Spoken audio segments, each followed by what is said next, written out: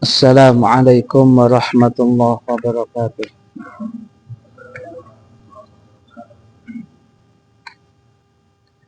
Alhamdulillah. Alhamdulillahi dzil jalali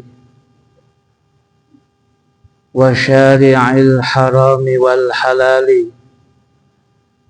Thumma salatullahi ma'salami ala nabiyil mustafa tihami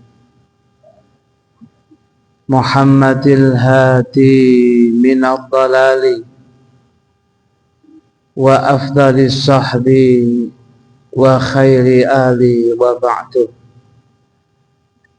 Fa ila hadratin nabi sayyidina Muhammadin sallallahu alaihi wa alihi wa sahbihi wa sallam, khususan ila jami' masyayikhina wa asatidina wa ulama'ina al-mukhlisina al-amilin wa jami' sadatina al-alawin wa jami' sadatina al-sufiyah wa ulama'ina al-syafi'iyah wa jami'il muhaddithin wal mufassirin wa aslafina salihin.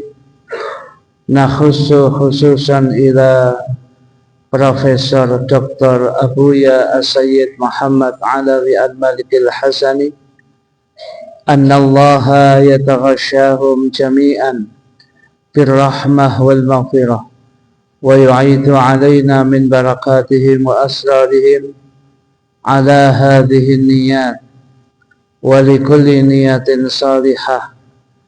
Al-Fatihah.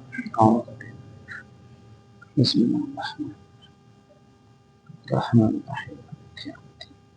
Ya kana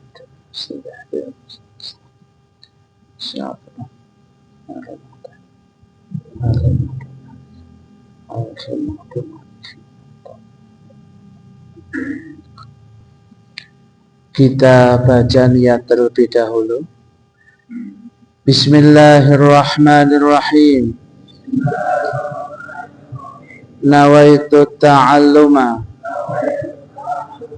wa ta'lima wa tadhakkura wa tadhkira wa naf'a wal intifa'a wal ifadata wal istifadata wal hatha ala tamassuki bi kitabillahi wa sunnati rasulih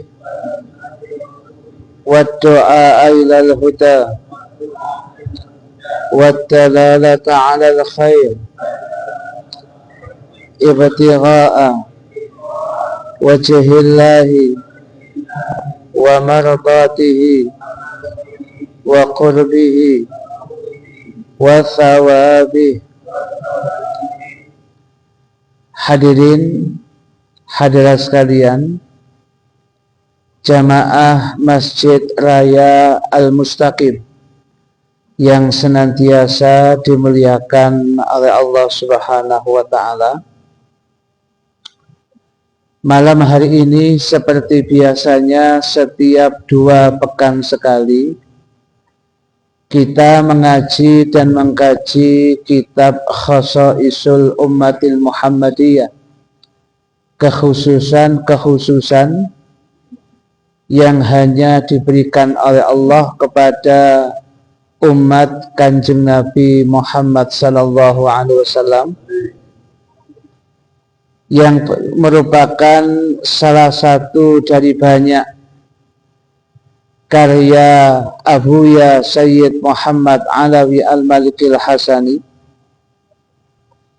yang pada malam hari ini kita akan masih membahas tentang sholawatun makhsusah, salat yang bersifat salat sunnah yang bersifat khusus. Yang kita bahas adalah masih yang kelima, berkaitan dengan salatu tasbih. disebutkan wonten kitab Khasaisul Ummatil Muhammadiyah. Qala al-Munziri, telah berkata Al-Imam Al-Hafidh Al-Munziri, fit targhibi wa tarhibi, di dalam kitabnya At-Targhib wa Tarhib. Jadi Imam Al-Munziri, Al-Hafidh Al-Munziri, yang merupakan seorang pakar hadis, beliau memiliki satu kitab 4 juz, namanya adalah kitab At-Targhib wa Tarhib. Targhib itu maknanya motivasi, At-Tarhib itu maknanya adalah ancaman. Yang isi dari kitab itu seluruhnya adalah hadis-hadis Nabi yang berkaitan dengan motivasi orang untuk senantiasa ibadah dengan berbagai macam bentuknya, dan merupakan tarhib, ancaman bagi umat Islam yang melakukan perbuatan dosa tertentu dengan berbagai macam bentuk ancamannya. Semuanya ada di dalam kitab At-Targhib wa Tarhibnya Al-Imam Al-Hafidh Al-Munziri. Beliau senantiasa kemudian melanjutkan ungkapannya, amsaluha, hadis yang paling bagus berkaitan dengan salat tasbih ini,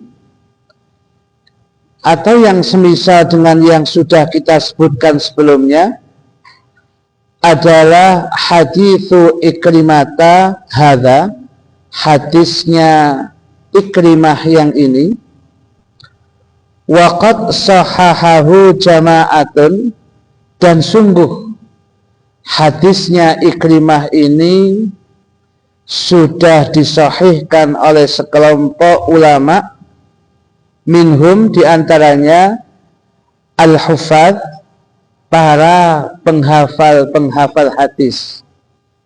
Kata-kata al-hufadz merupakan jamak taksir dari ungkapan al-hafidh.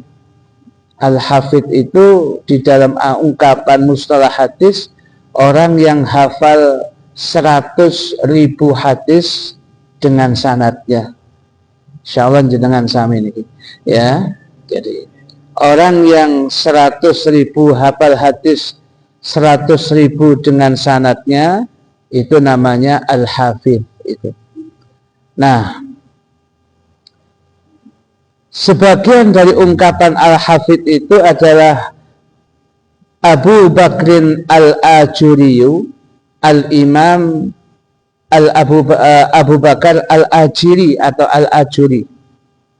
Kemudian lagi disebut Abu Muhammadin Abdurrahim al-Misri, al-Imam al-Hafidh Muhammad Abdurrahim al-Misri, wa Abul Hasan al-Maqdisi, al-Imam al-Hafidh Abul Hasan al-Maqdisi. Kemudian dikatakan, wa qala Abu Bakrin ibnu Abi Dawud, berkatalah Al-Imam Abu Bakar ibnu Abi Dawud, berarti Al-Imam Abu Bakar ini putra dari Al-Imam Abu Dawud, sahibu sunan, pemilik kitab Sunan Abi Dawud.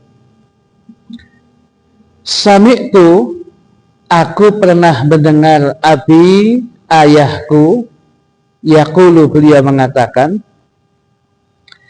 laisa, tidaklah ada, fi salati tasbihi, di dalam salat tasbih, hadithun sahihun, hadis yang sahih, ghairu hadza, selain hadis Ikrimah ini.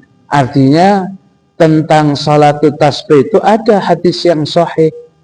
Salah satunya yang paling bagus diriwayatkan oleh hadis yang jalurnya Ikrimah, dan sudah pernah kita baca pada waktu sebelumnya. Wa qala Muslimun ibnul Hajjaji, ya, haknya pakai fathah, Al-Hajjaj. Nah, punten kalau kas doma. Berkatalah Al-Imam Muslim bin Al-Hajjaj, beliau mengatakan, la yurwa fi hadzal hadithi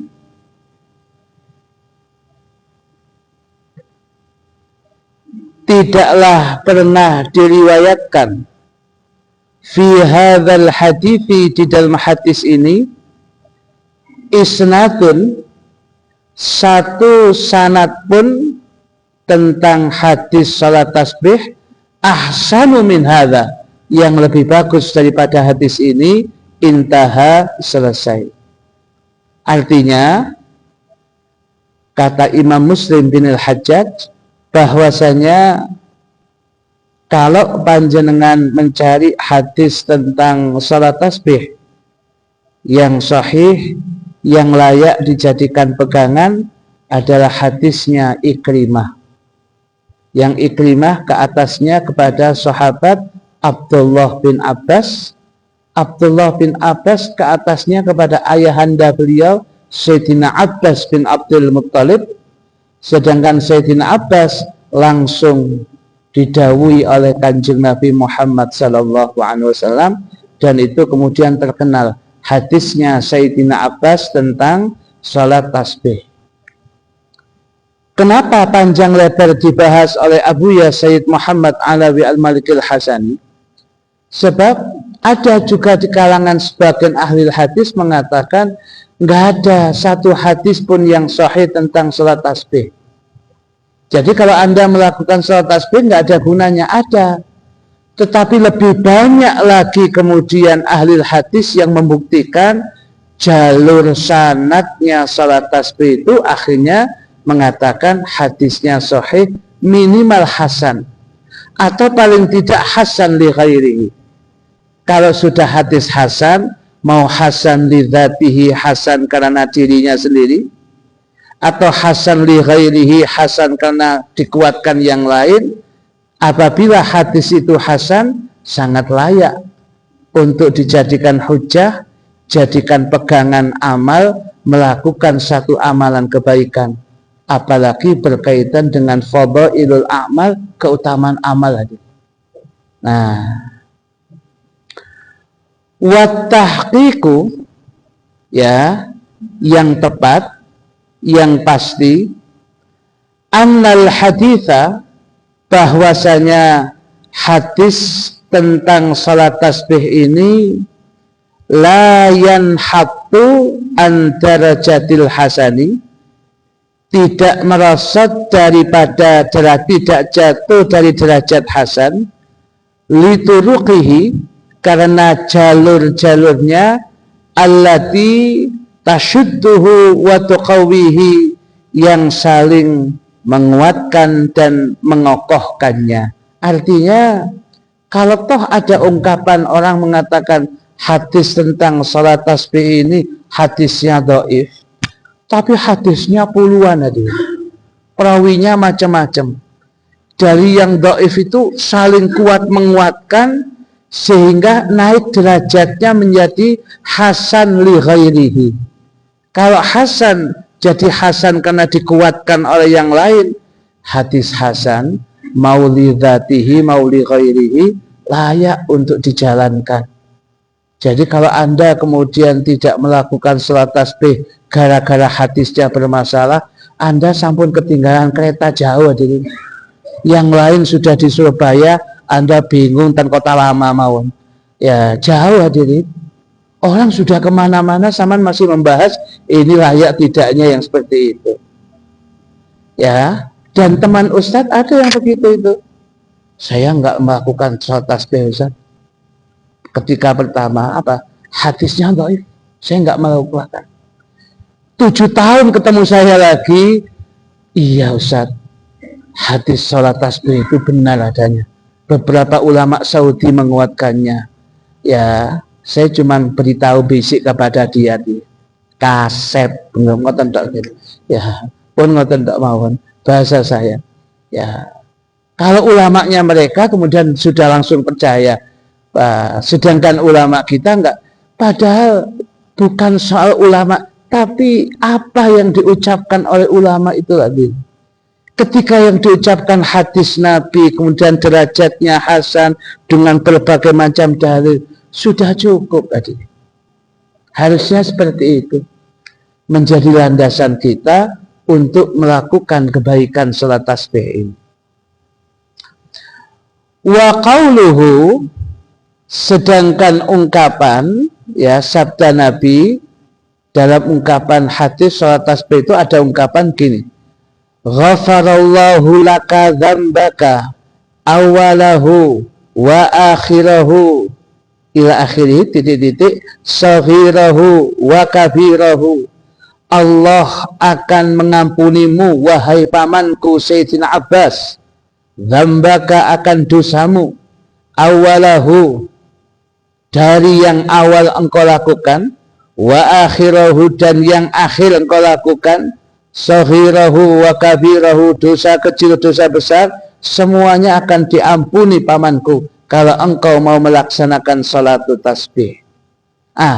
Ungkapan Nabi ini ya dulu menunjukkan bidhahirihi ya, dohirnya hadis ini ala annal kabaira ya, atas bahwasanya dosa-dosa kabair, dosa-dosa besar itu tughfaru diampuni bimujarradi fi'li hadhihi salati, hanya dengan sekedar melakukan salat ini. Nah, wahua pendapat ini ya, pandangan ini mahmulun kemungkinan atau tergantung ala maqtaranat bi syuruti taubat minal istighfar wan nadami wal azmi ala adamil audi. Kalau menurut dalil hadis ini saghirahu wa kabirahu, jangankan dosa kecil, dosa besar dengan salat tasbih terhapus juga. Padahal faedahnya kalau al-kabair dosa-dosa kecil itu harus ada proses taubatan nasuha.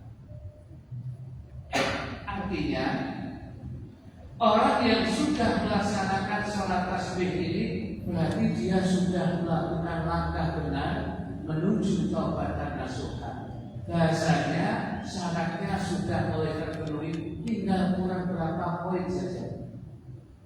Ya, tinggal dia melengkapinya. Ketika dia melaksanakan sholat tasbih itu sudah benar, berarti kemudian wujud anadam, wujud penyesalannya di atas perbuatan dosa yang pernah dilakukan. Nah, kalau begitu tinggal berbanyak istighfar saja, minta ampun kepada Allah. Setelah itu kuatkan anadam, perasaan menyesal dari dosa-dosa yang pernah Anda lakukan, wal azm ala adamil audi, dan punya tekad bulat tidak akan melakukan perbuatan dosa itu sampai kapanpun juga. Cukup sudah perbuatan dulu. Nah, berarti kalau sudah ditambah itu, ya selesai sudah. Anda melakukan taubatan nasuha dari jalur diawali dengan sholat tasbih. Jadi masa sholat tasbih bisa menghapuskan dosa-dosa besar? Ya, bisa jadi. Dengan sholat tasbih itu awal Anda penyesalan dilakukan dengan melaksanakan sholat tasbih adalah merupakan pengharapan Anda untuk bisa diampuni dosa-dosanya Allah.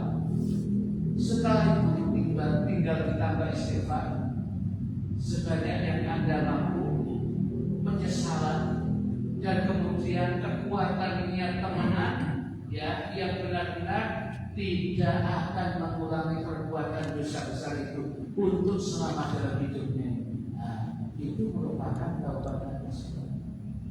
Hanya saja kalau wonten kitab Sulam Taufik bagian paling akhir pasalnya, Al-Habib Abdullah bin Husain Al-Bahri mengatakan kalau berkaitan dengan hukukul adami, berkaitan dengan hak-hak sesama manusia, panjenengan punya utang, panjenengan pernah mengambil barang orang belum kembali, itu harus istihlal, harus ada proses minta halalnya, minta ridhonya.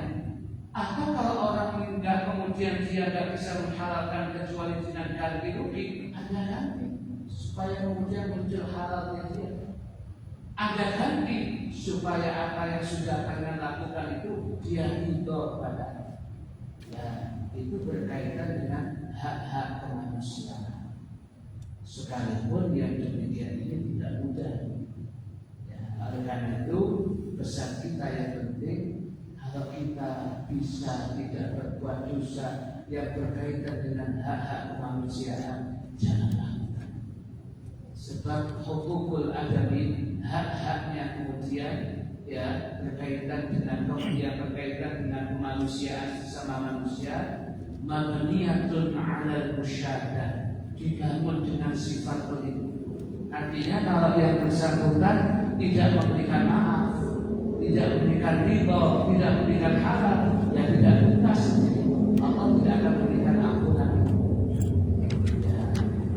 Karena itu di dalam bicara kehidupan keseharian ini diusahakan jangan sampai menyakiti manusia, jangan sampai mengambil hak orang lain, jangan sampai kemudian menzalimi orang lain, jangan sampai kemudian menyakiti orang lain apapun bentuk.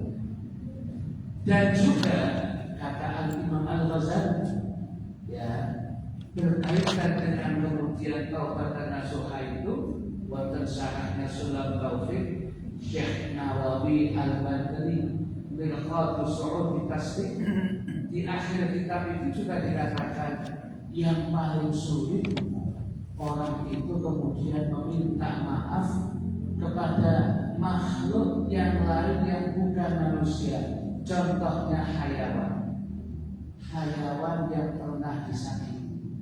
Niki jaluk sepuro niki nopo. Apa salahnya hewan itu? Dia nggak salah, tapi tahu-tahu kemudian kabur dan disepak. Kemudian ono sandal buncal sandal. Terus kemudian kita menyatakan, waduh, saya dosa menyakiti makhluknya Allah. Kalau kucing liwat kemudian dibualan lagi, ya. Kemudian lagi, ya, ono PT liwat bersuepak sebabnya satu. Sajane oleh Anissa kasih sebabnya keliru tanggal, keliru nomor, ya. Terus apa? Terus nantinya mintanya halal mintanya maaf kepada hayawan itu ya Pak. Ya, ketemu kucing, 10 isinya. Yang itu mengatakan begini, atau tambah bisu itu. Ya, pengawet ini pada sembarang bahasa kekucingan. Oleh karena itu hati-hati ya. Di zaman Bani Israel ada wanita yang abidah ahli ibadah. Ibadahnya Masya Allah, tapi masuk neraka. Disebabkan dia punya kucing, yang kucingnya itu ditali tapi gak ditangani. Ya, akhirnya mati kelaparan. Ya. Oleh karena itu, itu wanita ahli ibadah di zaman Bani Israel masuk neraka. Karena apa? Tidak peduli kepada kucing. Oleh karena itu ada. Jadi kalau kemudian kita punya pemeliharaan, ya kucing bapaknya, kalau nggak mampu memberi makan, ya jadi tahu lepaskan. Ngomong malik kucing-kucing soal kuih terhadap bos malik pun bawa terhadap. Ya kadang-kadang di bawah bikin kucing. Dan hadirin hadirat sekalian yang dimuliakan oleh Allah. Ya, ini menjadi catatan pulau wajib. Ya. Kembali kepada bahasan kita, halaman 3. Wa qauluhu, dan ucapan sabda musyrikan Nabi, ghafarallahu laka dzambaka awwalahu wa akhirahu. Allah akan mengampuni Allah pasti mengampuni dosamu yang awal maupun yang akhir. La yakanawalu huquqal ibad, tidak mencakup dosa yang berkaitan dengan hak-hak hamba-hamba Allah. Fala tasqutu an dhimmatihi mahma qaddama min a'malil khair, wa innama tabra'u dhimmatuhu mimma huwa khasun bi huquqillahi ta'ala al-mahdhah. Dosa ini tidak bisa gugur dengan jaminan dari Nabi pada hadis di atas. Apapun saja amal baik yang ia sodorkan, dan sesungguhnya hanyalah jaminan dari Nabi ini bisa membebaskan dari dosa-dosa yang khusus dengan hak-hak Allah Ta'ala yang murni.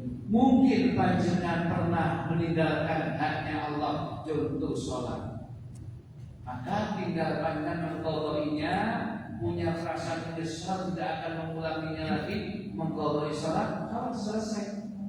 Ya. Tetapi kalau dengan hak-haknya kemanusiaan, kalau orangnya kemudian tidak memberikan maaf, ridho dan halal, derek mantun, belum selesai. Tidak bisa dengan sholat tasbih.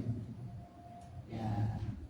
Makanya kemudian ya, di dalam satu hadis Muslim yang panjang, biasanya dimunculkan hadis ini ketika Idul Fitri.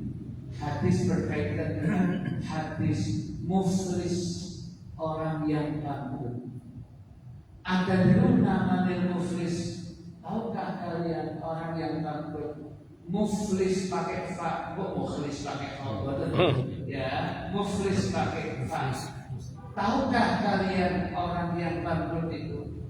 Sahabat mengatakan, tahu kan kanjeng Nabi, orang yang kemudian nggak punya uang, nggak punya harta dagangan, habis semuanya, itulah orang bangkrut. Bukan, Nabi mengatakan orang muflis, orang bangkrut itu adalah seseorang yang ketika di dunia amal ibadahnya banyak, sholat jamaahnya 5 waktu, amalan kemudian sedekahnya bagus, dia kemudian kebaikan-kebaikan yang banyak, pokoknya amal kebajikannya yang sholat yang salah. Tapi ada sisi kehidupannya yang tidak baik.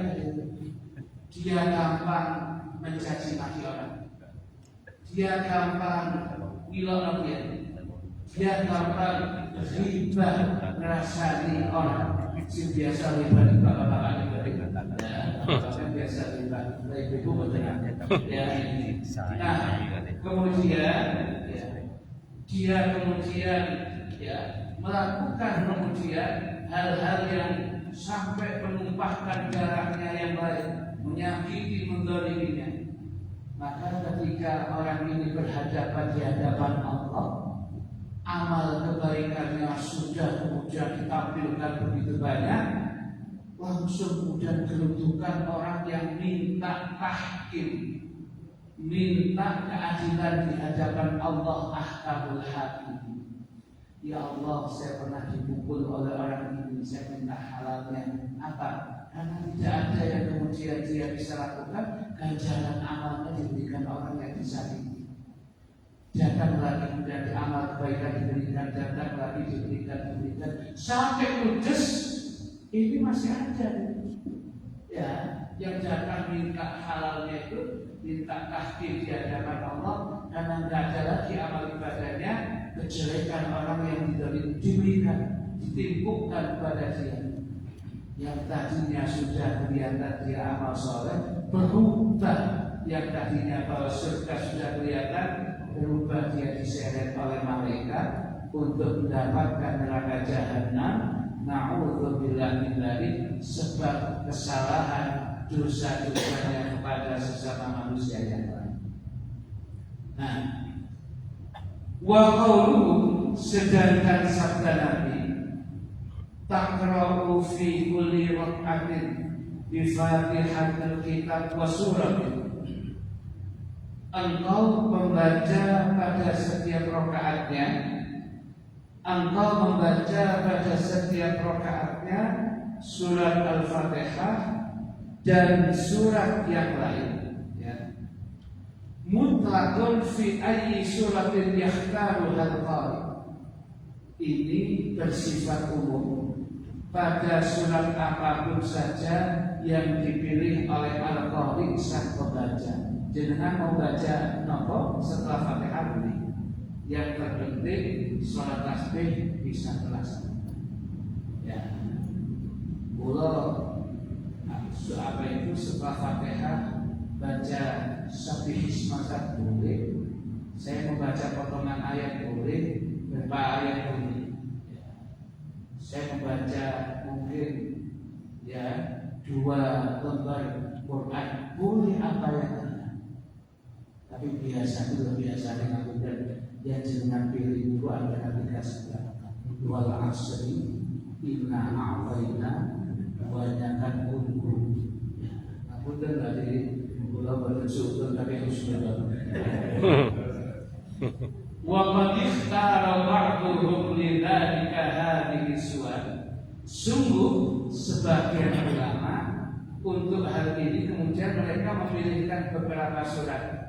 Dipilihkan surat At-Takatsur pada rakaat yang pertama, Alhaakumut Takatsur. Dipilihkan surat Al-Asr wal Asri pada rakaat yang kedua. Coba ya, Al-Kafirun dipilihkan rakaat yang ketiga. Al-Kafirun itu sih ya, wal Ikhlasmu ikhlas. Mana dari baca surat paling ikhlas itu.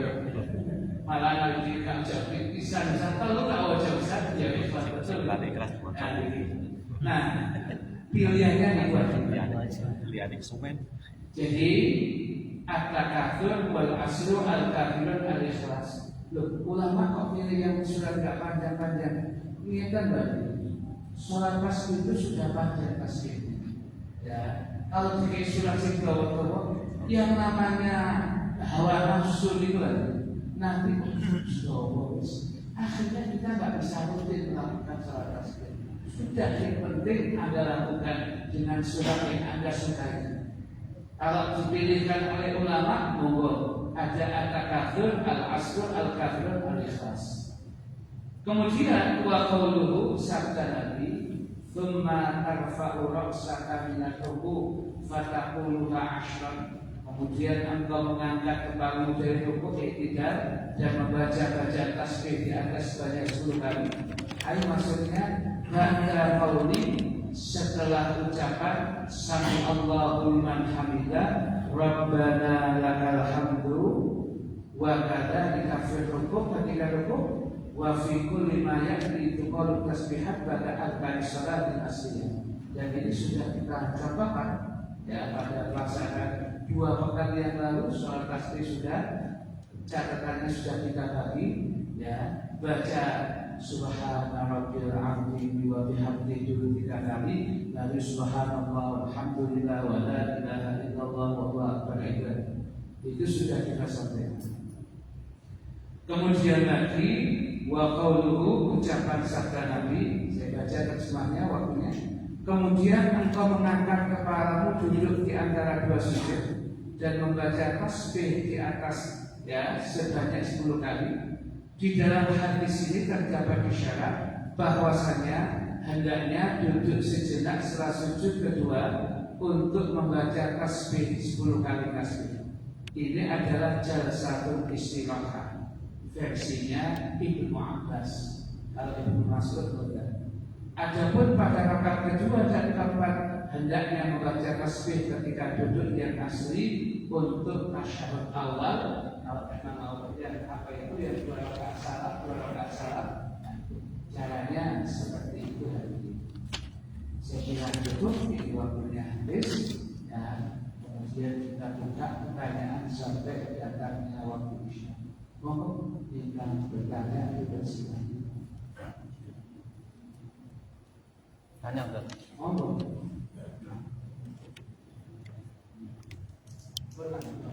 Assalamualaikum warahmatullahi wabarakatuh. Waalaikumsalam. Yang saya tanyakan, pada usia berapa seorang anak itu dikenakan pahala dan dosa? apakah sama dengan kewajiban anak untuk melakukan syariat agama? Kalau syariat agama kan yang saya ketahui pada saat usia balik. Terima kasih Ustaz. Assalamualaikum warahmatullahi wabarakatuh. Waalaikumsalam warahmatullahi wabarakatuh. Seorang anak dikatakan dia yang mukallaf. Kapan usianya dikatakan mukallaf? Jawabannya sudah ketika balik. Nah, balik ini dalam kitab ungkapan kitab Safinatun Najah ada tanda-tanda balik itu ada 3. Satu, ketika seorang anak ini usianya 15 tahun, baik laki maupun perempuan, atau baik laki maupun perempuan belum 15 tahun tapi mengalami ihtilam, bukan bermimpi kemudian ujung-ujungnya keluar kandung, berarti itu baik. Sedangkan yang ketiga khusus perempuan di usia 9 tahun hijriah, dia kemudian ke atas, ya, dia mengalami haid, ya, menstruasi, mengalami haid, itu menandakan disitulah awal bagian daripada baliknya. Nah, ketika orang itu, anak itu sudah balik, berarti dia mukallaf. Mukallaf itu dipaksa melaksanakan syariat agama Allah. Maka petunjuk Nabi jauh-jauh sebelum mukallaf, di usia 7 tahun, anak itu kemudian diajari, diperintah melaksanakan ibadah sholat. Kalau 7 tahun kemungkinan belum mukallaf, ya, dia dikatakan tamyiz. Tamyiz itu anak yang sudah bisa makan sendiri, minum sendiri, istinja sendiri, itu namanya tamyiz. Ibadah anak tamyiz, kalau wudhunya benar, kemudian cara sholatnya benar, bisa pun sah. Dan terus ganjarannya karena dia belum balik, dia belum balik, nggak ada dosa, nggak ada apa. Segala pahalanya diberikan kepada orang tuanya, ganjarannya diberikan kepada mu'allim, orang-orang yang mengajar kebaikan kepadanya, guru ngajinya, yang mengajar kebaikan mendapatkan sampai kemudian dia balik. Nah, sehingga kewajiban orang tua ini, kewajiban ini untuk mengingatkan usia 7 tahun dikondisikan sholat. Kenapa harus sholat? Karena itulah merupakan kewajiban yang asasi manusia adalah sholat. Maka sholat itu adalah sesuatu yang tiap hari dilakukan. Puasa Ramadan kan tiap tahun, zakat bagi yang mampu. Tapi kalau sholat pasti siapapun, maka kewajiban sholat yang ini dilakukan. Ketika dia tidak mampu, kemudian dia sudah masih kurang tepat melakukannya, di usia 10 tahun kalau tidak mampu boleh dipukul, tapi pukul yang tarbiyah mendidik, bukan nawaitu yang ini, ya, supaya Pak sadar bahwa sholat ini bagi dia wajib, dan sebentar lagi bagi dia adalah ketika datang yang namanya mukallaf, itu sudah wajib. Nah, ini kemudian menjadi catatan kita. Jadi jawabannya itu. Baik, masih ada yang ngomong. Assalamualaikum warahmatullahi wabarakatuh. Pada saat kita di bulan Ramadan, mana yang didahulukan pada saat pelaksanaan sholat ini?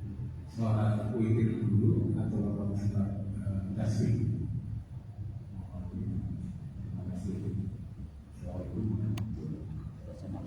Waalaikumsalam warahmatullahi wabarakatuh.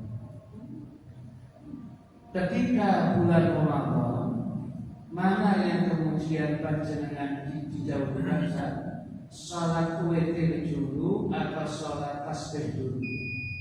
Jawabannya adalah yang mana yang lebih mudah bagi panjenengan. Ya, saya biasanya sholat tarawih sak witirnya di masjid, lakukan. Nanti saya kemudian pulang sholat tasbih boleh? Ya boleh. Yang nggak boleh witir 2 kali dalam 1 malam. Hadisnya la witrani fil lail, Tidak ada witir dalam satu malam itu 2 kali witir. Sebab witir itu maknanya ganjil ditambah ganjil genep, nggak witir lagi. Yang nggak boleh itu witir lagi. Hanya saja, katanya witir itu sholat terakhir saja. Ya, hanya saja ada hadis begini. Ij'alu akhir sholatikum fil laili witran aw kama.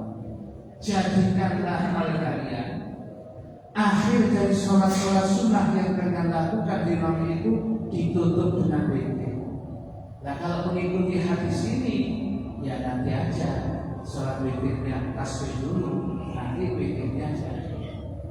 Tetapi begini, ini sunnah bukan sebuah keharusan. Ya, witir ini terakhir di kota ilmu bonus kok pagi dulu, kemudian tak pikiran. Terus nanti jam 4 dan jam 4 itu sadar nanti pengajarnya jam 4, jam 3.34 dan 38. Jadi jam 4 itu kakek semang subuhan bersama dia. Harus sudah begitu biar rekor situasi kondisi. Nah, oleh karena itu kepada yang paling mudah. Saya biasanya di masjid terawih langsung wikiran. Lakukan. Nanti di rumah saya kasih bagus. Saya biasa pikirannya terakhir tasbih, sholat tasbih dulu mau yang paling mudah bagi ya, karena sunnah itu yang terpenting mudah bagi kita untuk bisa melakukannya secara istiqomah. Terakhir wajibnya pertanyaan penting akhir man sa'ala. Ya, Assalamualaikum warahmatullahi wabarakatuh. Waalaikumsalam. Ini soal sholat berjamaah. Pertama, ada seorang ustaz yang mengatakan bahwa kalau kita membaca doa kunut saat imamnya tidak kunut sudah sujud, itu otomatis mufaroqah. Otomatis sudah keluar dari berjamaah. maksudnya dua sejama itu batal Mufaroqah. oh. Kehilangan berjamaah. Yang kedua, mengenai kalau seorang makmum yang sujudnya lama pada saat tahiyat akhir, makmumnya sujudnya lama, itu keadaannya sudah kehilangan 2 rukun kopi. Jadi jamaahnya juga artinya begitu. Yang ketiga, pada saat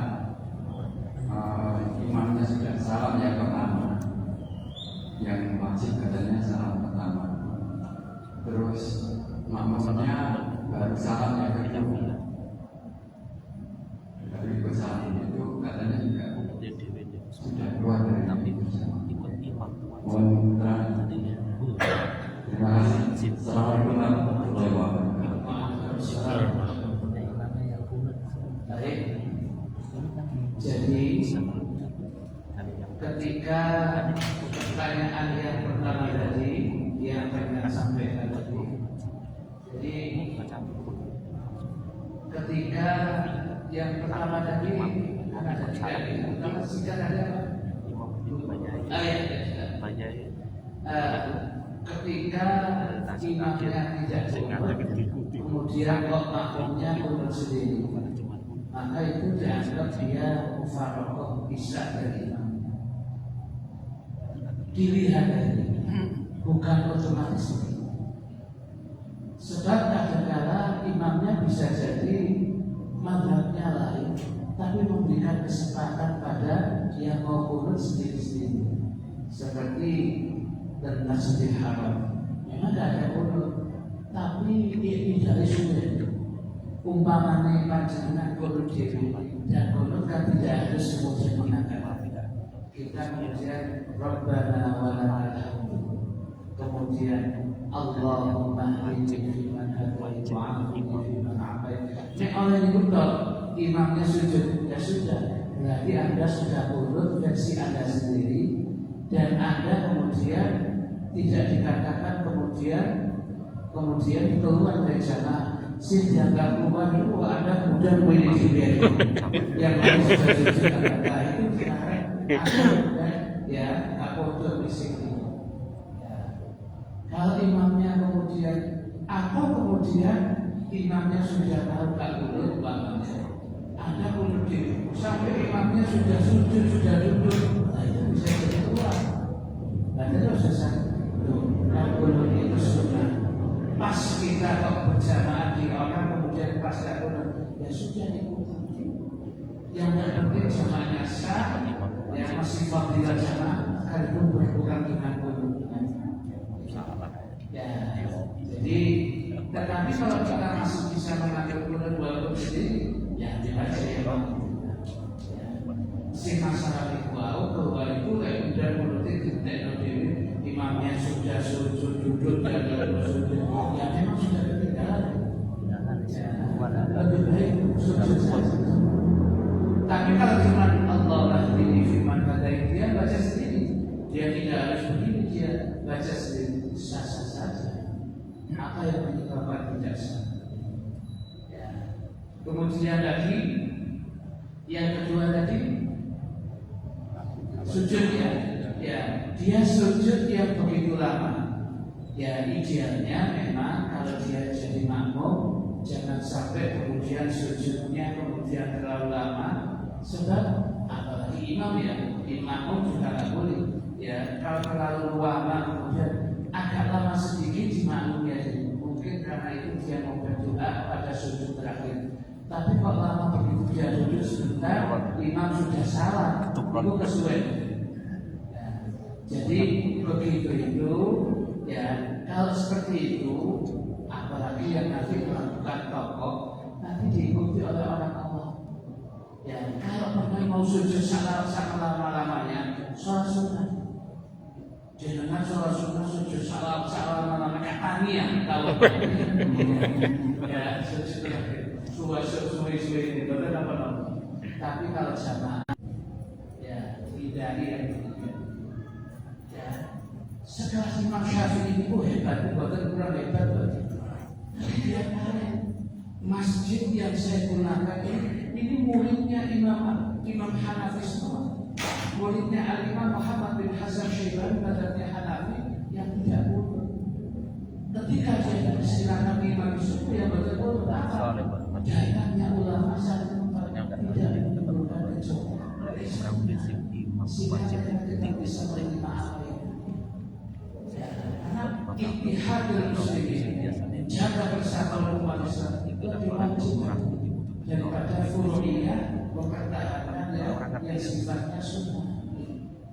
Yang terakhir itu baru idealnya bagi makmum itu baru mengatakan salam ketika imamnya kemudian mengucapkan salam yang kedua, baru makmumnya. Kalau ketika imamnya salam yang kedua, makmum baru salam kemudian dikatakan ya Anda sudah dianggap tidak jamaah. Kalau Anda dianggap tidak jamaah, bisa jadi sudah lupa. Ketika imam mengatakan apa itu salam yang kedua, benar-benar jamaah. Baik, sedangkan bagi makmum mengakhiri jamaahnya dengan salam. Kalau yang dimaksud dengan sudah tidak berjamaah itu adalah selesai jamaahnya, tinggal makmum yang mengakhiri jamaah dengan salam, ya. Tapi kalau dikatakan bersama berarti kalau fadilah jamaah salam, ya mulai awal yang mengikuti. Malahan sunnahnya imam baru selesai pada apa itu salam yang kedua, ini kemudian baru mengucapkan salam yang satu kedua, itu lebih bagus. Bismillahirrahmanirrahim. Alhamdulillahirabbil alamin. Allahumma shalli wa sallim ala sayyidina Muhammadin wa ala alihi wa sahbihi ajma'in. Allahumma qsim lana min khashyatika ma ta'ulu bihi bainana wa baina ma'siyatika wa min ta'atika ma tuballighuna bihi jannatak wa min al-yaqini ma tuhawwinu bihi 'alaina masa'ib ad-dunya wa mat'ina bi asma'ina wa absarina wa quwwatina ma ahyaytana waj'alhu al-waritha minna waj'al 'ala man zalamana wansurna 'ala man 'adana wa la taj'al musibatana في ديننا ولا تجعل الدنيا أكبر همنا ولا مبلغ علمنا ولا تسلط علينا من لا يرحمنا وحسبنا الله ونعم الوكيل ولا حول ولا قوة إلا بالله العلي العظيم وصلى الله على سيدنا محمد النبي الأمي وعلى آله وصحبه وسلم والحمد لله رب العالمين. سبحانك اللهم وبحمدك أشهد أن لا إله إلا أنت أستغفرك وأتوب إليك. والسلام عليكم ورحمة الله وبركاته.